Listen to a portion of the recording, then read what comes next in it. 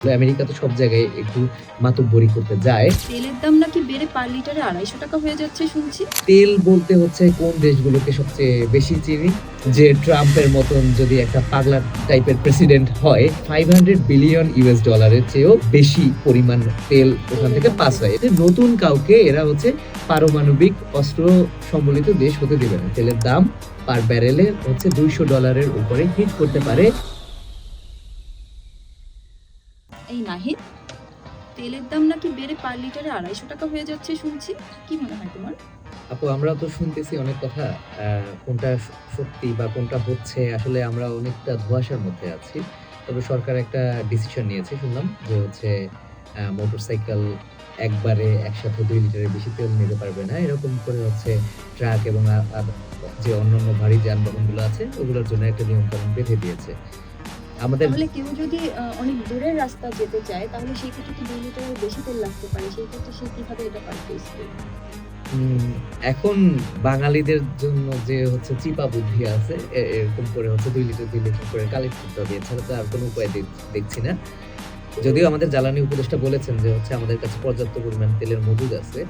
But যে আপনি তো জানেন এই যে ইরান, ইসরায়েল, ইউএস যে কনফ্লিক্টটা এবং হচ্ছে হরমুজ প্রণালীর যে হচ্ছে বন্ধ করে দেওয়া, এটা নিয়ে হচ্ছে আসলে তেলের মার্কেটে হচ্ছে বিশাল বড় ধরনের একটা টার্মোইল চলতেছে। এই যে হরমুজ প্রণালী, ইরানের সাথে ইসরায়েলের যুদ্ধ, আমেরিকার যুদ্ধ, এর কারণে তেলের দাম কেন হ্রাস বৃদ্ধি হবে? এই কারণে বাংলাদেশের উপর কেন প্রভাব পড়বে? এটা একটু আমাকে বুঝান। আচ্ছা, দারুণ কোয়েশ্চেন করেছেন আপু। আসলে এটা সম্পর্কে অনেকেরই একটা আম আ অনেকের ধারণা আছে, অনেকের ধারণা নেই। তবে হচ্ছে তেলের দামের কথা শুনলেই আমরা প্রায়ই শুনি হরমুজ প্রণালী। ইউএস হরমুজ প্রণালীকে কর্তন করতে যাচ্ছে, আবার ইরান হরমুজ প্রণালীকে বন্ধ করে দিতে যাচ্ছে। তাহলে একটা প্রণালী বা একটা স্ট্রেইট আসলে হচ্ছে এমন একটা কি জিনিস যে যেখানে হচ্ছে তেলের বাজার বা অন্য কোথাও দিয়ে কি তারা নিতে পারে না? আপনি আসলে হচ্ছে যেটা দেখবেন আপু, আমরা তেল বলতে হচ্ছে কোন দেশগুলোকে সবচেয়ে বেশি চিনি? মধ্যপ্রাচ্যের দেশগুলোতে মধ্যপ্রাচ্যের ইরান, দেশগুলা আসলে। এ ইরাক ছিল।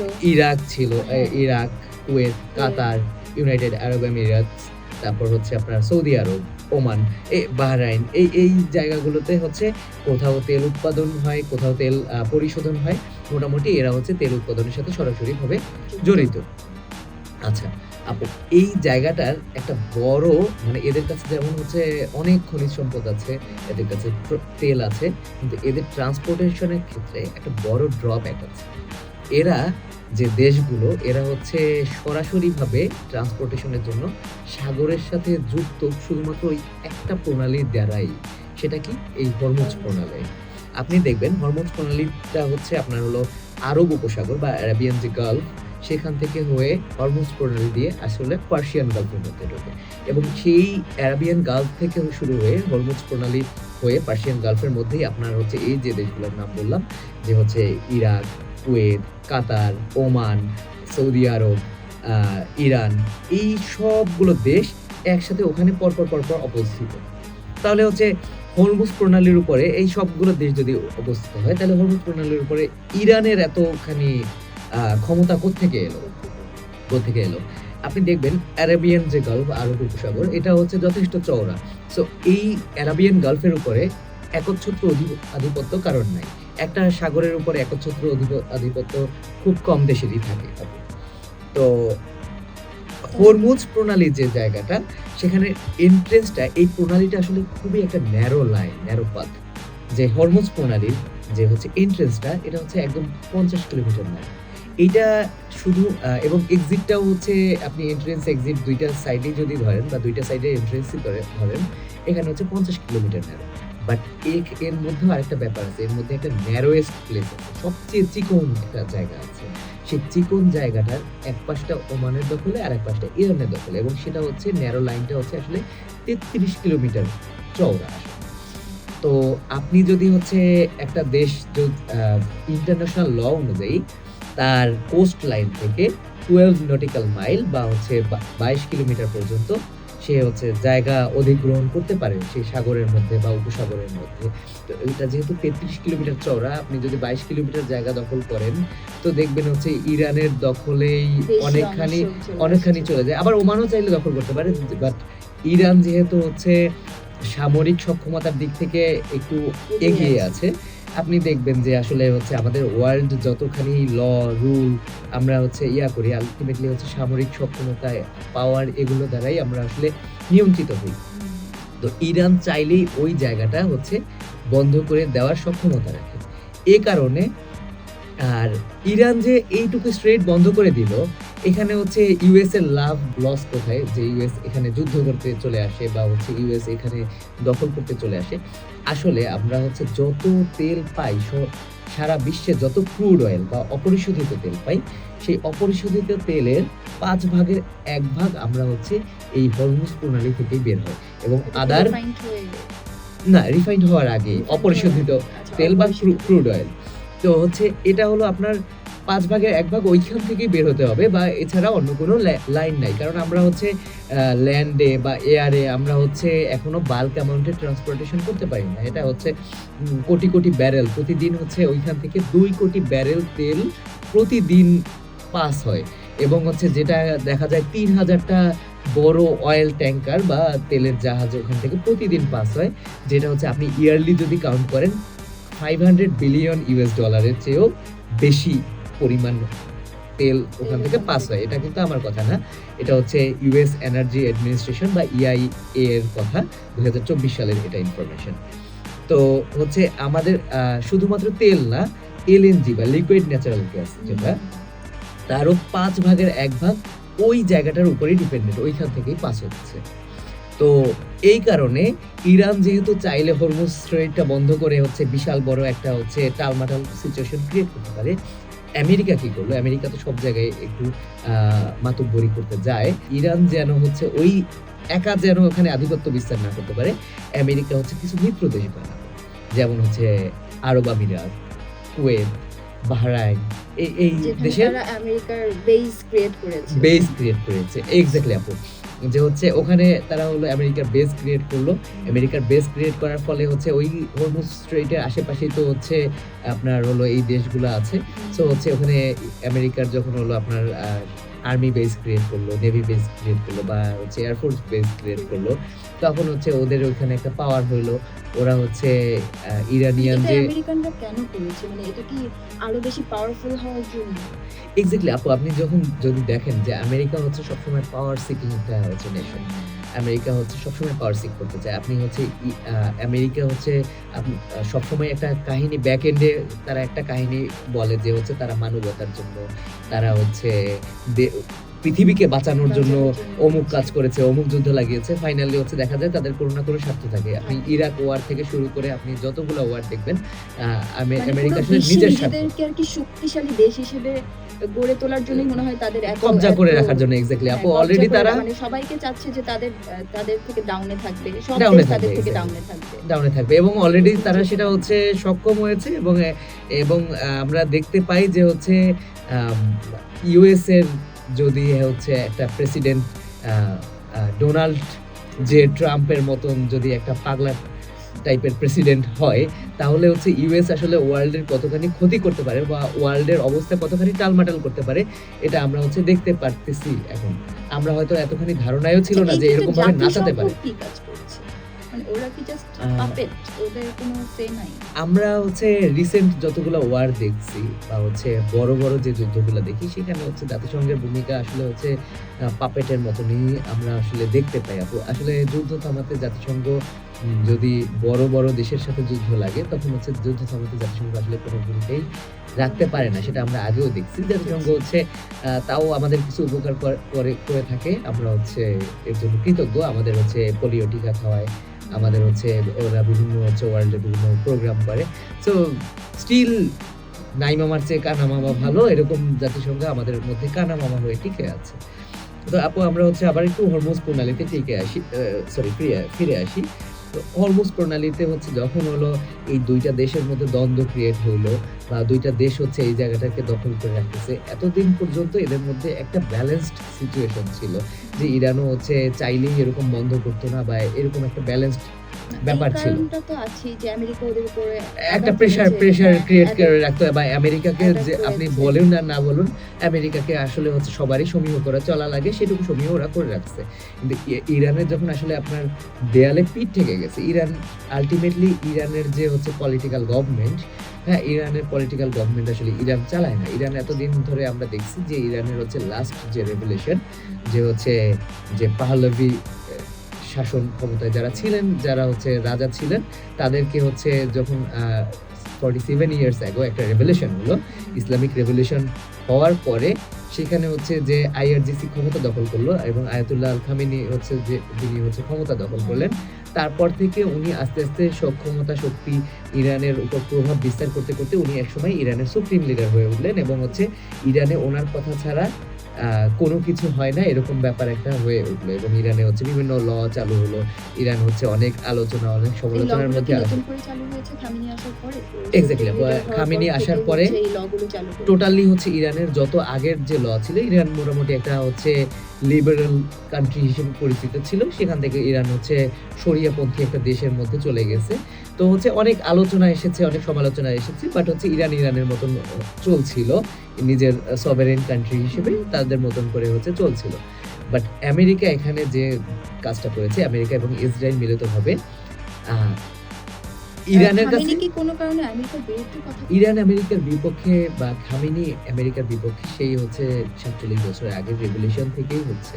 কারণ হচ্ছে তখন যে এখন বর্তমানে যে রেজা পাহলেভি, তার যে বাবা যিনি রাজা ছিলেন, তিনি হচ্ছে বেশ শক্তভাবে একটা আন্দোলন দমন করতে গিয়ে উনি গণঅভ্যুত্থানের মুখে দেশ ছেড়ে পালান এবং হচ্ছে উনি আসলে আমেরিকার পালান এবং ওই সময়ে এই অভ্যুত্থান দমন করার ব্যাপারে ইরানিরা দাবি করে বা খামেনি দাবি করে বা তখনকার তৎকালীন গণঅভ্যুত্থান যারা করেছেন তারা হচ্ছে দাবি করছেন যে এখানে আমেরিকার বড় হাত ছিল এবং হচ্ছে অনেক রক্তক্ষয়ী একটা সংঘর্ষ হয়েছে এবং সেই রক্তক্ষয়ী সংঘর্ষের পরে আসলে হচ্ছে আমেরিকার যে ইরানের উপরে যে কর্তৃত্ব বা হচ্ছে বন্ধুত্ব বা তাদের মধ্যে যে মিত্রতা, এটি আসলে হচ্ছে চূড়ান্তভাবে বিনষ্ট হয়ে যায়।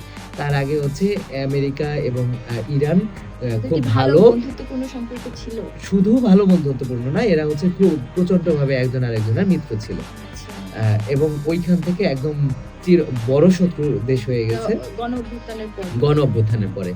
এবং তারপরে আমেরিকার বড় মাথা ব্যথার আরো একটা কারণ হয়ে গেছে যে হচ্ছে আপনি দেখবেন মিডল ইস্ট কান্ট্রিগুলোয় হচ্ছে খনিজ সম্পদ অনেক বেশি এবং সেই খনিজ সম্পদ থেকে আসলে হচ্ছে আপনার ইরানের প্রচুর পরিমাণে ইউরেনিয়াম পাওয়া গেছে খনিজ সম্পদ হিসেবে এবং সেই ইরান যেহেতু জ্ঞান বিজ্ঞানে এগিয়ে ছিল, ইরানে যথেষ্ট হচ্ছে ভালো পরিমাণে হচ্ছে জ্ঞান বিজ্ঞান চর্চা হয়, রিসার্চ হয়, আগে থেকেই হয়, এরকম না যে খামেনি আসার পরে হয়েছে। ইরান হচ্ছে বহু হাজার হাজার বছর ধরে ওরা রিসার্চের দিক থেকে অনেক এগিয়ে এবং ওরা অনেক বড় একটা অ্যামাউন্ট ইনভেস্ট করে রিসার্চের পিছনে। ওরা হাজার হাজার বছর ধরে ওরা হচ্ছে জ্ঞান বিজ্ঞান শিক্ষা সংস্কৃতির ব্যাপারে হচ্ছে যথেষ্ট সচেতন। তো এই কারণে ওরা হচ্ছে ইউরেনিয়াম নিয়ে যথেষ্ট গবেষণা করছিল এবং হচ্ছে ইউরেনিয়াম, আপনি জানেন ইউরেনিয়ামের যে হচ্ছে অ্যাটমিক বম্ব যেটা পারমাণবিক বোমা, এটা বানাতে হলে ইউরেনিয়ামকে 90% পর্যন্ত হচ্ছে রিফাইন করতে হয়। ওরা অলরেডি 60% পর্যন্ত রিফাইন করে ফেলছে। যদিও ইরান দাবি করে ওরা হচ্ছে ইউরেনিয়াম অনলি রিফাইন করতেছে ওদের হচ্ছে বিদ্যুৎ উৎপাদনের জন্য অথবা হচ্ছে নন ওয়ার বা হচ্ছে যুদ্ধ ছাড়া। দাবি করেছে যে ওরা রিফাইন করছে, ইরান না, আমেরিকাও দাবি করছে ইরান রিফাইন করছে, ইরানও স্বীকার করেছে যে ইরান রিফাইন করছে। তবে আমেরিকা দাবি করছে যে ইরান রিফাইন করছে পারমাণবিক বোমা বানানোর জন্য বা পারমাণবিক অস্ত্র বানানোর জন্য, বাট ইরান দাবি করছে যে হচ্ছে তারা কোনো যুদ্ধাস্ত্র বা হচ্ছে কোনো অস্ত্র বা বোমা বানানোর জন্য তারা এটা রিফাইন করছে না, না বিদ্যুৎ রিসার্চের জন্য, বিদ্যুৎ উৎপাদনের জন্য বা হচ্ছে যে কাজগুলোতে মানব জাতির উপকার হয় সেই কাজের জন্য হচ্ছে ওরা হলো এগুলোকে রিফাইন করছে। যুদ্ধের মূল কারণ কি এটাই? যুদ্ধের ওদের উপরে যতগুলো স্যাংশন আপনি দেখবেন, এর আগের যতগুলো স্যাংশন বসাইছে যে হচ্ছে ইরান যদি ইউরেনিয়াম প্রকল্প বন্ধ না করে তাহলে হচ্ছে এদের উপরে আমরা হচ্ছে ট্রেডিং এ স্যাংশন দিয়ে দিব। আপনি দেখবেন বর্তমানে হচ্ছে $1 সমান হচ্ছে ইরানিয়ান, যদি আপনি কারেন্সি হিসাব করেন এটা হচ্ছে মিলিয়নের উপর হয়ে যাবে। তাহলে হচ্ছে মানে ওদের পুরা দুনিয়া থেকে ডিটাচড করে দেওয়া হয়েছে, ওদের উপরে ওদের সাথে হচ্ছে ট্রেডিং এর উপর স্যাংশন করা হয়েছে। তারপরে ইরান হচ্ছে মোটামুটি হচ্ছে মানে ওরা মাথা উঁচু করে দাঁড়িয়ে থাকার মতন করেই এতদিন স্যাংশন উপেক্ষা করে মাথা উঁচু করে দাঁড়িয়েছিল, বা ওরা হচ্ছে কষ্ট করে হলেও হচ্ছে ওরা নিজেদের ডিগনিটিটা ওই জায়গাটায় নষ্ট করেনি, ওরা হচ্ছে ইউরেনিয়াম প্রকল্প বাতিল করেনি। ইরান বারবার হচ্ছে দাবি করে যাচ্ছিল যে আমরা ইউরেনিয়াম প্রকল্প দিয়ে যুদ্ধাস্ত্র তৈরি করছি না। আমেরিকা বারবার দাবি করে যাচ্ছিল এবং ইসরায়েল বারবার দাবি করছিল যে ওরা হচ্ছে যুদ্ধাস্ত্র তৈরি করছে। এবং এখানে কনস্পিরেসি, কারণ আমেরিকানরা তো জানার কথা, এটা জানতে তো আসলে বেশি টাইম লাগে না যে ওরা আসলেই কি পারমাণবিক বোমা তৈরি করতে যাচ্ছে নাকি এটা কোনো এটা কনস্পিরেসি থিওরির মতনই হচ্ছে আমেরিকা ছড়িয়ে দিচ্ছে। এবং একই সাথে হচ্ছে যেহেতু শত্রু দেশ আমেরিকার, আমি আসলে হচ্ছে আমেরিকাকে কতখানি ভরসা করা যায়, আমেরিকা হচ্ছে যখন কোনো দেশকে ধ্বংস করা লাগে আসলে আমেরিকা হচ্ছে তখন তাকে টার্গেট করে তার নামে ওরা নিজেদের মন করা একটা গল্প বানিয়েও বলতে পারে, গল্প একটা বানিয়েও বলতে পারে, বা কি বলেছে কি হয়েছে আসলে আমরা জানি না।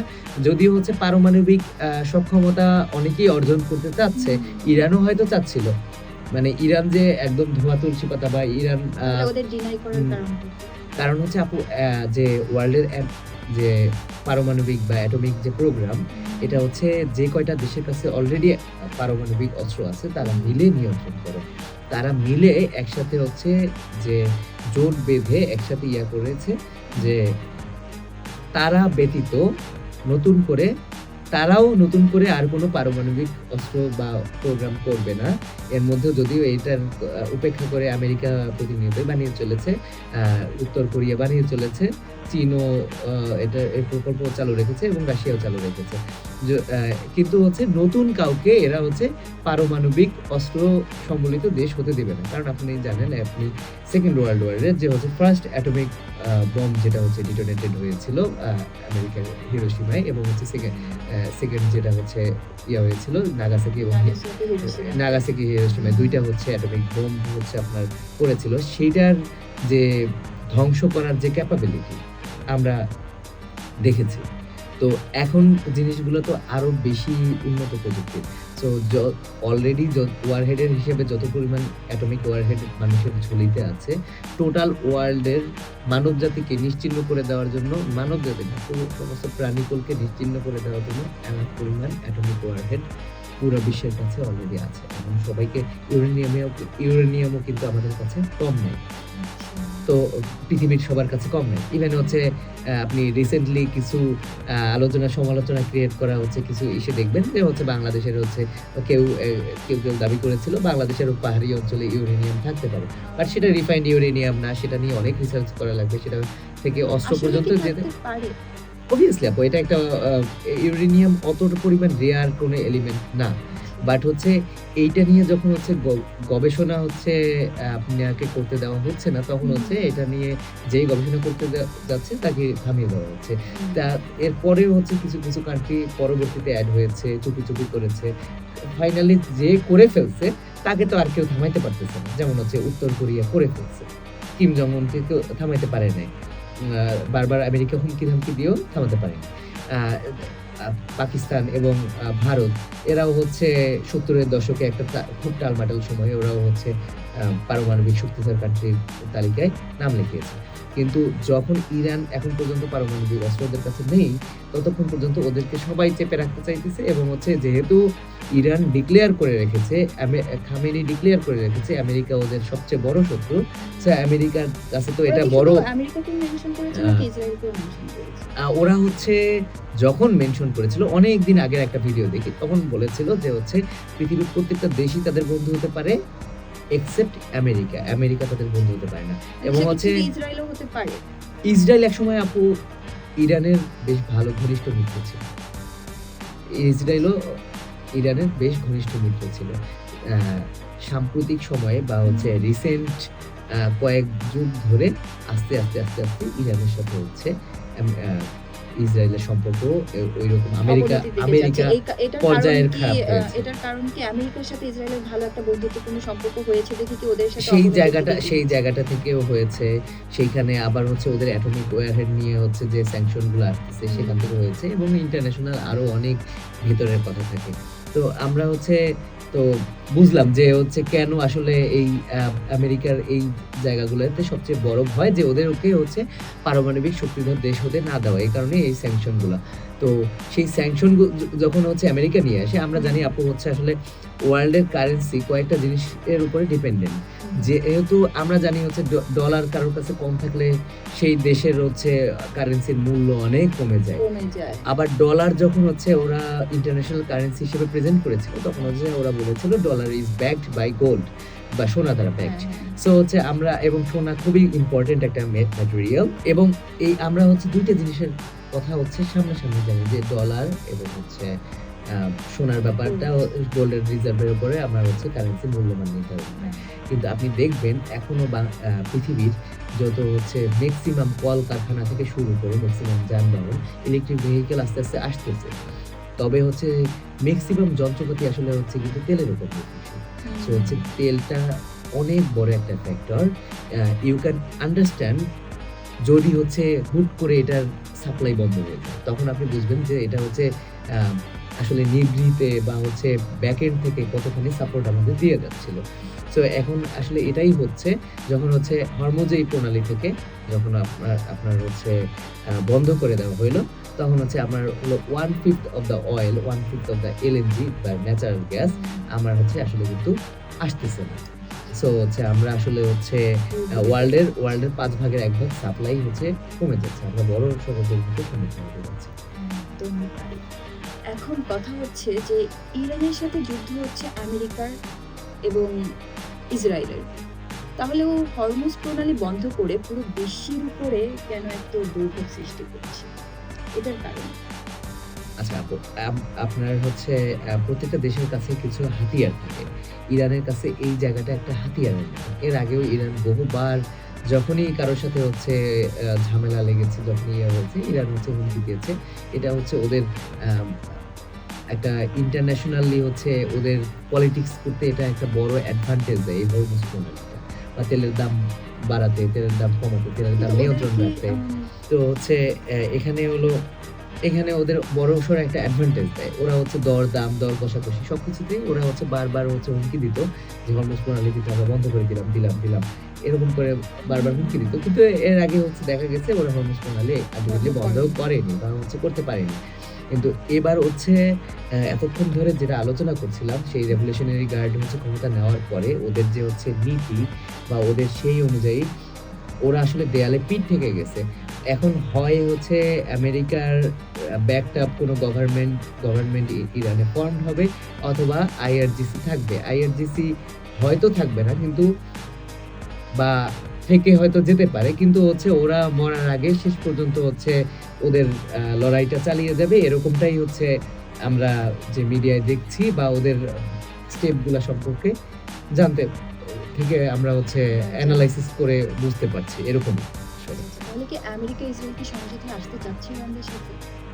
আমেরিকা ইসরায়েল আসলে হচ্ছে মজার ব্যাপার হচ্ছে আমেরিকা যতই হুমকি-তমকি করুক, আমেরিকা কিন্তু এবং ইসরায়েল দুইজনই হচ্ছে খামেনিকে হত্যার পরপরই তারা হচ্ছে ইসরায়েলের সাথে একটা সমঝোতায় বা একটা চুক্তিতে যেতে চেয়েছে। কিন্তু ইসরায়েল আসলে হচ্ছে এখানে নাছোড়বান্দা, তাদের সুপ্রিম লিডারকে মেরে ফেলা হয়েছে। মানে হচ্ছে ইরান হচ্ছে ইরান ওরা এগ্রি করছে না এই কারণে। এগ্রি করছে না। ইরান হচ্ছে এবং দেখবেন ইসরায়েলের হচ্ছে বেশ কিছু এর আগে দেখেছি যখন এর আগেও 10 দিনের একটা কনফ্লিক্ট লেগেছিল ইরানের সাথে ইসরায়েলের তখন হচ্ছে আয়রন ডোমের হচ্ছে শক্তিমত্তা দেখেছিলাম। ইরানের হচ্ছে মিসাইলগুলোকে কিভাবে আয়রন ডোম দ্বারা ধ্বংস করে দেয় এবং হচ্ছে ম্যাক্সিমাম মিসাইলই হচ্ছে আয়রন ডোম দ্বারা হচ্ছে ধ্বংস করতে সক্ষম হয়েছিল ওরা। তখন হচ্ছে খুব গুরুত্বপূর্ণ জায়গায় আঘাত হানতে পারেনি। কিন্তু এবার দেখছি অনেক ব্যালিস্টিক মিসাইল ছোড়া হচ্ছে এবং সেই ব্যালিস্টিক মিসাইলগুলো হচ্ছে ইসরায়েলের যে আয়রন ডোমকে ভেদ করে ইসরায়েলের গুরুত্বপূর্ণ স্থাপনায় এবং ইসরায়েলের রাজধানী তেল আবিবে এবং হচ্ছে গুরুত্বপূর্ণ বিমানবন্দরগুলোতে আঘাত হানছে। একই সাথে হচ্ছে যে ইউএস এর যে বেসগুলো আছে আপনার কুয়েতে, বাহরাইনে, ইউএইতে, সৌদি আরবে এইসব জায়গাতে হচ্ছে আপনার ওরা বিভিন্ন বেজে আঘাত এনে ব্যাপক ক্ষয়ক্ষতির সম্মুখীন করেছে ইউএস এবং ইসরায়েল এই জোট বাহিনীকে। এবং ওরা একই সাথে বলেছে যে ওদের যুদ্ধ আসলে আরব কান্ট্রির বিরুদ্ধে না, আরব কান্ট্রিতে থাকা ওই বেসগুলোর বিরুদ্ধে। আচ্ছা নাহিদ, আমরা তো অনেকক্ষণ ধরে যুদ্ধের গল্প করলাম, এবার আমরা আবার তেলের দাম বৃদ্ধি নিয়ে ফিরে আসি। এই যে তেলের দাম বৃদ্ধি হলো পুরো ইন্টারন্যাশনালি, প্লাস হচ্ছে আমাদের হরমুজ প্রণালী বন্ধ হয়ে গেল, তো এই ক্ষেত্রে পুরো বিশ্ব বাজারে কি কি প্রভাব পড়তে পারে? আপু অলরেডি হচ্ছে প্রভাব শুরু হয়ে গিয়েছে। অলরেডি আপনি দেখবেন তেলের দাম অলরেডি হচ্ছে ইউএস মার্কেটে ছিল পার ব্যারেল, যেটা আমরা এক ব্যারেল সমান বলে থাকি হচ্ছে 119.24 লিটার। সেখানে পার ব্যারেল অলরেডি হচ্ছে আপনার দাম বেড়ে হচ্ছে $69 থেকে অলরেডি হচ্ছে গত বৃহস্পতিবার নাগাদ $76 হয়েছে। এখনো এটা হচ্ছে বাড়তির দিকে, অলরেডি হচ্ছে 9% এর উপরে আপ হয়েছে। এবং ইন্টারন্যাশনাল মার্কেটে হচ্ছে $72 ছিল পার ব্যারেল, সেখান থেকে হচ্ছে $79 হয়েছে। এবং হচ্ছে একটা যুদ্ধ যদি বেশি দিন স্থায়ী হয়, আমরা লাস্ট রাশিয়া ইউক্রেন যুদ্ধের সময় দেখেছি, রাশিয়াও কিন্তু ক্রুড অয়েলের একটা বড় প্রডিউসার। সো তখন হচ্ছে রাশিয়া ইউক্রেন ওয়ারের সময় আমরা দেখেছি পার ব্যারেল আপনার $100 প্লাস হিট করেছিল। এবং ওই সময় কিন্তু আমরা দেখছি বাংলাদেশে হচ্ছে তেলের দাম অনেক বেড়ে গেছে। তো হচ্ছে ওই সময় গ্যাসোলিনের দামও হচ্ছে আপনার হলো অল টাইম হাই হিট করেছিল, যে গ্যাসোলিনের দামও সবচেয়ে বেশি বেড়ে গিয়েছিল। তো আপনি যখন হচ্ছে তেলের দাম বাড়ছে, তখন হচ্ছে আসলে কলকারখানার খরচ বেড়ে যাচ্ছে, আপনার দৈনন্দিন নিত্য প্রয়োজনীয় দ্রব্যের দামও হচ্ছে আস্তে আস্তে আস্তে আস্তে বেড়ে যাবে, আপনার ইম্পোর্ট কস্ট বাড়বে, সব কিছুর উপরে আপনার এটার ইফেক্ট ফেলবে। ইভেন একটা মানুষ আপনার ওভারঅল লাইফস্টাইল জীবনযাত্রার উপরে ইফেক্ট ফেলবে। আমরা হচ্ছে কিছু পরিসংখ্যান দেখতে পাই, যেমন তেলের প্রাইস হচ্ছে 9% অলরেডি বৃদ্ধি পেয়েছে। এখন আপনার কোনোভাবে এটা যদি $100 পার ব্যারেল হিট করে, কোনোভাবে যদি হচ্ছে এখন অলরেডি কিন্তু $79 হয়ে গেছে $72 থেকে, এটা যদি $100 হিট করে, ধারণা করা হয়েছে হচ্ছে যে এটা তো অপরিশোধিত তেল, আপনার হচ্ছে এখানে $21 বেড়ে যাওয়ার কারণে রিফাইন্ড অয়েলের ক্ষেত্রে ইউরোপিয়ান কান্ট্রিতে মোটামুটি বলতে গেলে আপনার হচ্ছে ধারণা করা হচ্ছে $80 থেকে $120 বৃদ্ধি পাবে। এবং হচ্ছে এটা আরো বৃদ্ধি পেতে পারে। এবং যখন হচ্ছে রিফাইন্ড অয়েলে আপনার এটা বৃদ্ধি পাবে, আপনার কিন্তু সবকিছুতে তেল লাগছে, তখন আপনার হচ্ছে নিত্য প্রয়োজনীয় প্রত্যেকটা জিনিসের দাম, যেখানে তেল লাগে না সেখানের দামও বেড়ে যাবে। আপনি দেখবেন হচ্ছে লাস্ট যখন রাশিয়া ইউক্রেন ওয়ার লাগলো, তেলের দাম বেড়ে গেল, রিক্সা ভাড়াও বেড়ে গেল। রিক্সা কিন্তু তেলে চলে না, তখন হচ্ছে পায়ে চালিত রিক্সা ছিল, কিন্তু রিক্সা ভাড়া বেড়ে গেল কেন? রিক্সাওয়ালা যে জিনিসের উপর ডিপেন্ডেন্ট, সেই জিনিসগুলোর দামও আস্তে আস্তে বেড়ে যাচ্ছে।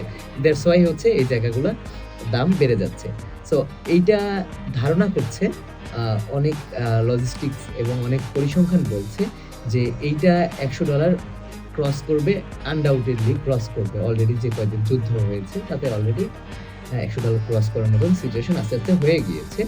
এবং এইখানে কোনোভাবে যদি হচ্ছে ইরান যেভাবে হলো তাদের শক্তিমত্তা দেখে এখনো আমরা যেটাকে খাঁটি বাংলায় বলি ঘাড় তেরার মতন টিকে আছে, সেখানে যদি কোনোভাবে হরমুজ প্রণালীকে তারা হচ্ছে কন্ট্রোল করে হচ্ছে রাখতে পারে, তাহলে হচ্ছে এই তেলের দাম পার ব্যারেলে হচ্ছে $200 উপরে হিট করতে পারে, সেটা হচ্ছে ক্রুড অয়েল প্রায় 2.5 গুণের বেশি বেড়ে যেতে পারে। এবং ইরান এখানে সবাইকে যে হচ্ছে বন্ধ করেছে এরকম না, কয়েকটা দেশকে, ওদের মিত্রর কয়েকটা দেশকে হচ্ছে অলরেডি এক্সেস দিয়েছে, যেমন চায়নাকে অলরেডি এক্সেস দিয়েছে। এবং আরো বলেছে যদি হচ্ছে ইউএসকে অন্যান্য দেশগুলো হচ্ছে তারা ইউএসকে তেল সাপ্লাই না দেয়, তাহলে হচ্ছে অন্যদেরও হচ্ছে শিপগুলো আস্তে আস্তে অ্যালাউ করবে।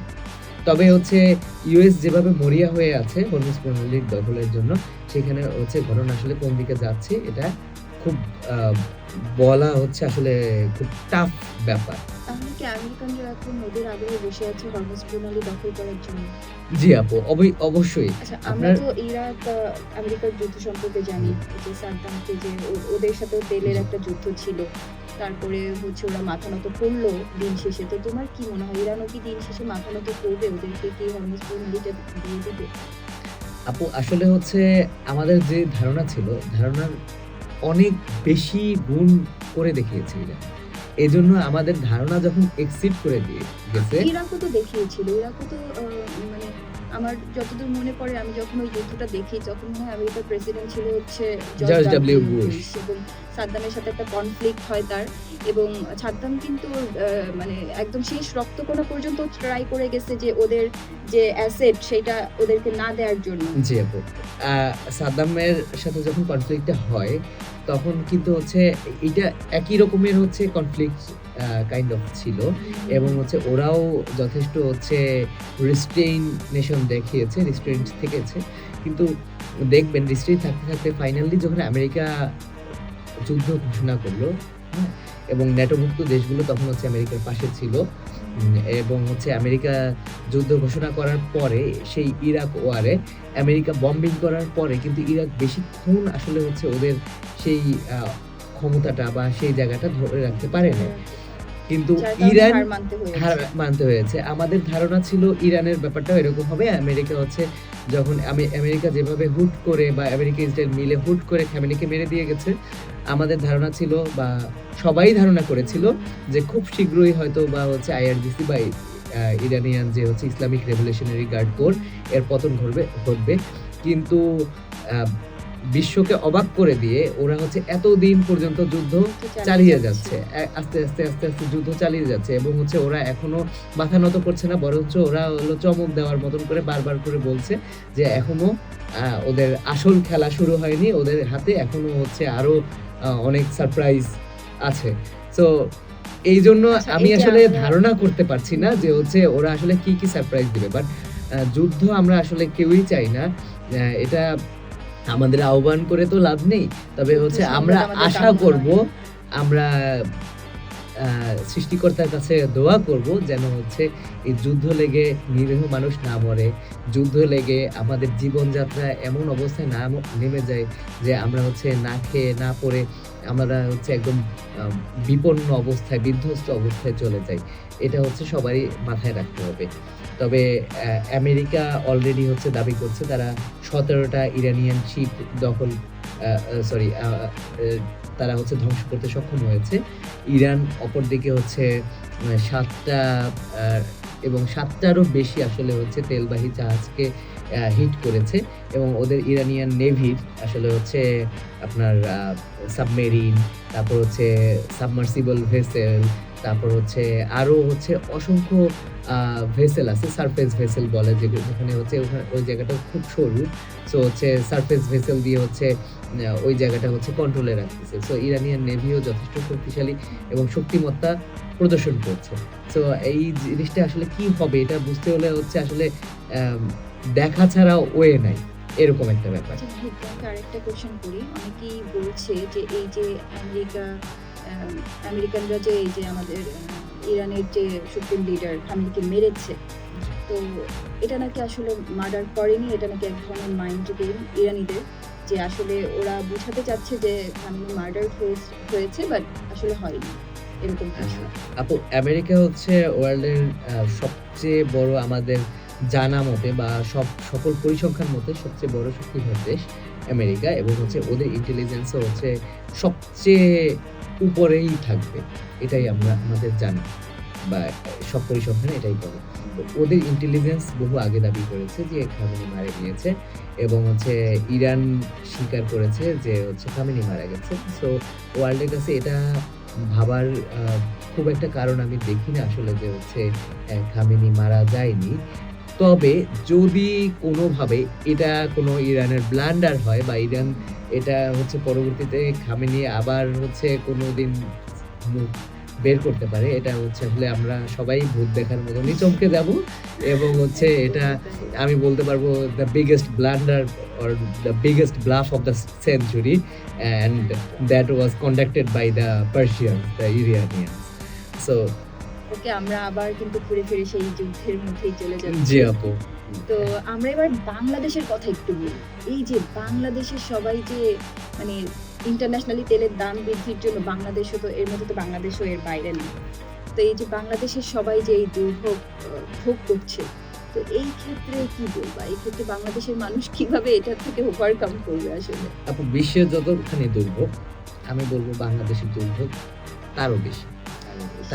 কারণ কি, আমি আগে হচ্ছে বৈশ্বিকভাবে কি দুর্ভোগটা আসছে সেটা আমি আগে একটু বর্ণনা করি। তারপর হচ্ছে বাংলাদেশীদের এক্সট্রা যতটুকু দুর্ভোগ, আমরা তো আসলে হচ্ছে অনেক আ ভালো একটা জাতি। এজন্য হচ্ছে আসলে আমরা নিজেরা নিজেদের কপালে কি দুর্ভোগ টেনে আনি সেটাও আমি হচ্ছে বর্ণনা করছি।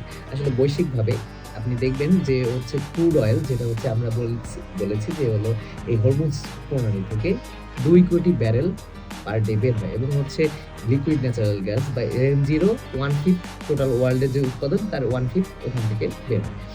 সো সেই 1/5 যে পরিমাণ হচ্ছে তেল এবং গ্যাস বের হচ্ছে, তার কিন্তু 84% of the oil, crude oil যেটা হরমুজ থেকে বের হচ্ছে, সেটা কিন্তু আপনার হলো এশিয়ান মার্কেট ঢুকতেছে। এবং হচ্ছে এশিয়ার যে হচ্ছে কান্ট্রি গুলা, ইভেন হচ্ছে এশিয়ার যে একদম কর্নারের কান্ট্রি আমরা দেখি জাপান, সেও কিন্তু 60% ক্রুড অয়েল হচ্ছে এই হরমুজ স্ট্রেইট থেকে আসা হচ্ছে ক্রুড অয়েল থেকে নিচ্ছে। সো হচ্ছে আপনি এই এশিয়ান কান্ট্রি গুলা অনেক পরিমাণ ক্রুড অয়েল এখান থেকে নিচ্ছে। আবার এলএনজিও নিচ্ছে। এলএনজি নিচ্ছে 83% এলএনজি ওখানে হরমুজ স্ট্রেইট থেকে বের হয় এলএনজি। এটা হচ্ছে এশিয়ান মার্কেটে ঢুকছে। সো আমরা কিন্তু অনেকটা হরমুজ প্রণালীর উপর ডিপেন্ডেন্ট। এবং হচ্ছে আমরা কোত্থেকে তেল আমদানি করি আপনি দেখবেন যে আমরা কিন্তু হচ্ছে তেল আমদানি করি হচ্ছে কাতার, কুয়েত, আমরা হচ্ছে বাহরাইন থেকে হচ্ছে অত বেশি আমদানি করি না, বাট হচ্ছে বাহরাইন, তারপর হচ্ছে ইউনাইটেড আরব আমিরাতস, তারপর হচ্ছে আপনি সৌদি আরব থেকে আমরা আমদানি করি এবং এছাড়াও হচ্ছে কিছু ভায়া মিডিয়াম থেকে আমরা আমদানি করি, লাইক হচ্ছে মালয়েশিয়া, সিঙ্গাপুর এবং হচ্ছে চায়না থেকেও আমরা হচ্ছে অয়েল ইম্পোর্ট করে থাকি। এবং এই যতগুলা দেশের নাম বললাম, এই দেশগুলো থেকে অয়েল আসা অথবা অন্য দেশ থেকে অয়েল এসে এই দেশগুলায় আসা, যেটাই বলেন এটা হচ্ছে হরমুজ প্রণালী থেকেই আসতে হবে। সো আমাদের দেশ কিন্তু হচ্ছে এশিয়ার মধ্যে যতগুলো দেশ আছে তাদের আমরা যদি মালয়েশিয়া, সিঙ্গাপুর থেকে তেল আমদানিও করি, সেই ক্ষেত্রে যদি হরমুজ প্রণালী বন্ধ হয়, তো ওদের ওখানে তো বন্ধ হয়ে যাচ্ছে। মানে মালয়েশিয়া, সিঙ্গাপুর ওদের ওখানেও তো যাচ্ছে না তেল। আর ওদের ওখানে না গেলে তো আর আমাদের এখানে আসবে না। আমাদের এখানে আসবে না। হ্যাঁ। এক্সাক্টলি। এবং আমাদের হচ্ছে এশিয়ার যতগুলা কান্ট্রি আছে, তার মধ্যে হচ্ছে আমরা অয়েল ইম্পোর্টের দিক থেকে 14তম অবস্থানে আছি। মানে আমাদের হচ্ছে বিপুল পরিমাণে হচ্ছে তেলের দরকার হচ্ছে। আসলে আমরা তো হচ্ছে ছোট দেশ হলেও আমরা হচ্ছে আসলে বিপুল জনসংখ্যার দেশ এবং হচ্ছে জনসংখ্যাকে আসলে হচ্ছে আমরা বলি আমরা ভাত খাই, ভাত খেয়ে বেঁচে থাকি। আমরা আসলে হচ্ছে আমাদের ব্যাক এন্ডে কিন্তু আমরা আসলে তেল খেয়ে বেঁচে থাকি। হ্যাঁ। সো তেল, এই গ্যাস, এই জ্বালানিগুলাই আমাদের আসলে বাঁচিয়ে রাখে। বাঁচিয়ে রাখে। জি। তো সেই ক্ষেত্রে দেখা গেছে আমরা কিন্তু হচ্ছে একটা বড় ধরনের বিপর্যয়ের সম্মুখীন হচ্ছি এবং হলো আপনি বলবেন 1/5 অফ দ্য অয়েল তো হচ্ছে আসলে এখান থেকে আসে। তাহলে হচ্ছে আপনারা আমরা হচ্ছে 4/5 অফ দ্য অয়েল বা হচ্ছে বাকি যে 4 ভাগ আছে, 5 ভাগের 4 ভাগ সেখান থেকে আমরা আনবো। আপু এটা হচ্ছে অনেকটা হলো দোকান থেকে কেনা বেচার মতন না ব্যাপারটা। তো হচ্ছে চাইলেই কেউ ট্রেডিং এভাবে হচ্ছে অয়েল ট্রেডিং বা এটা হচ্ছে হুট করে অন্য জায়গা থেকে আনতে পারে না। প্লাস ওই যারা হচ্ছে বাকি অংশ যারা বেচতেছিল তাদেরও পার্মানেন্ট ক্লায়েন্টস আছে, পার্মানেন্ট কাস্টমার আছে। তারা তাদের কাছেই বেচতেছিল। এদিকে যখন ঘাটতি হচ্ছে পুরা ওয়ার্ল্ডেই একটা ঘাটতি হচ্ছে। সো আমরা হচ্ছে ওইটা যদি বলিও, ওখান থেকেও আসলে হচ্ছে খুব একটা লাভবান হওয়া সম্ভব না। আমাদের হচ্ছে সামনে দেখা গেছে আমরা সাপ্লাই যতটুকু থাকবে সেইটুকু আনতে হবে। প্লাস হচ্ছে আরো বেশি যদি চাহিদা থাকে তখন দেখা গেছে আমাদের হচ্ছে ডিমান্ড বেশি থাকলে ব্ল্যাক মার্কেট থেকেও হয়তো আনা লাগতে পারে। সেটা জানিয়ে দেবে পরিস্থিতি। বাট আচ্ছা, ব্ল্যাক মার্কেটের ব্যাপারটা একটু আমাকে বলো। ব্ল্যাক মার্কেট থেকে তেল কিভাবে আমদানি করা যায়? ব্ল্যাক মার্কেট হচ্ছে আপু আসলে হচ্ছে একটা অয়েলের প্রাইস তো হচ্ছে ইন্টারন্যাশনাল মার্কেটে হচ্ছে ডিফাইন করা থাকে। যেমন হচ্ছে এতদিন ছিল $72, এখন হচ্ছে $79 বা $80। তো হচ্ছে $80 বেশি দামে যদি কারো কাছে বেশি তেল মজুদ থাকে এবং সে যদি চায় যে আচ্ছা এখন তো হচ্ছে ডিমান্ড অনেক বেশি, আমার কাছে হচ্ছে মজুদ অনেক বেশি আছে, সো আমি হচ্ছে এখন হলো $90 করে পার ব্যারেল বেচবো। সো এটাই হচ্ছে আপনি বলতে পারেন ব্ল্যাক মার্কেট, যে আমি হচ্ছে লিগ্যাল যে দাম বা হচ্ছে সবার মধ্যে যে তার থেকে আমি বেশি দাম চুক্তিবদ্ধ দিয়ে নিচ্ছি। বেশি দামে হচ্ছে বেচতেছি এবং বেশি দামে নিচ্ছি, কারণ আমারও তো কোনো উপায় নেই। তো রাশিয়া ইউক্রেন ওয়ার, এবার আমি আসি একটু হচ্ছে বাংলাদেশিরা হচ্ছে নিজের জন্য নিজে কি বিড়ম্বনা ক্রিয়েট করতে পারে। আপনি দেখবেন রাশিয়া ইউক্রেন ওয়ার যখন চলেছে তখন হচ্ছে তেলের দাম $100 পার ব্যারেল হিট করেছিল এবং এটা ক্রসও করেছিল। সেটা ক্রস করার সময় আমরা দেখেছি, আমি একটা বাইকার, আমি হচ্ছে আমার বাইক থেকে উদাহরণ দেই আপু, যে আমার বাইকের জন্য অকটেন কিনতাম। সো অকটেনের দাম তখন হচ্ছে 80 টাকা থেকে একবার 85 টাকা হলো, 85 টাকা থেকে এক লাফে 135 টাকা হলো।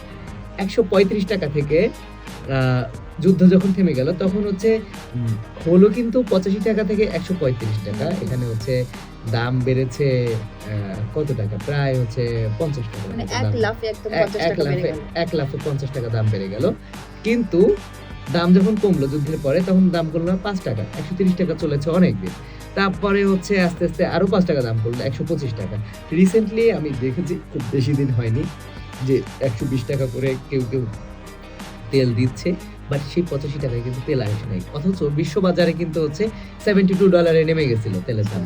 তো আমরা কি করি, একবার যে জিনিসের দাম বাড়ে সেই জিনিসটা আমরা হচ্ছে আর কোনোদিন হচ্ছে যদি বিশ্ববাজারে দাম কমেও যায় আমরা সিন্ডিকেট করে আমরা কখনো হচ্ছে দাম বিশ্ববাজারে কমাচ্ছি না। যখন বাড়ছে তখন কিন্তু হুট করে বাড়িয়ে দিচ্ছে, হ্যাঁ। বাট যখন কমছে তখন কিন্তু কমাচ্ছে না, ওই অনুপাতে কমাচ্ছে না। ওই অনুপাতে কমাচ্ছি এটা না। কিন্তু তুমি গোল্ডের ক্ষেত্রেও দেখবা।